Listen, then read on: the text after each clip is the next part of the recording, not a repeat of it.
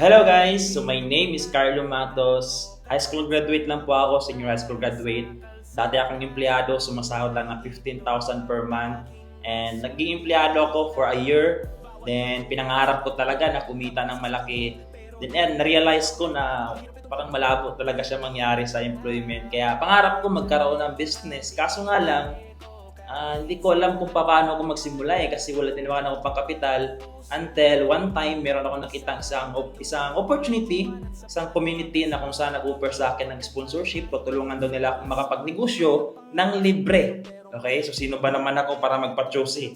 Diba? Siyempre gusto ko Tama. So ginrab ko lang yung opportunity na yon. And right now po, dahil sa community na nag-offer sa akin ng sponsorship, yung dating kumikita ng 15,000 per month, right now kumikita po ako ng 50 to 70,000 per month dahil sa tulong ng community na to. Kung nakita mo to at kagaya ka sa akin na gusto mo din kumita ng malaki, gusto mo rin kumita ng maganda, alam ko namang gusto mo din, sino ba namang ayaw?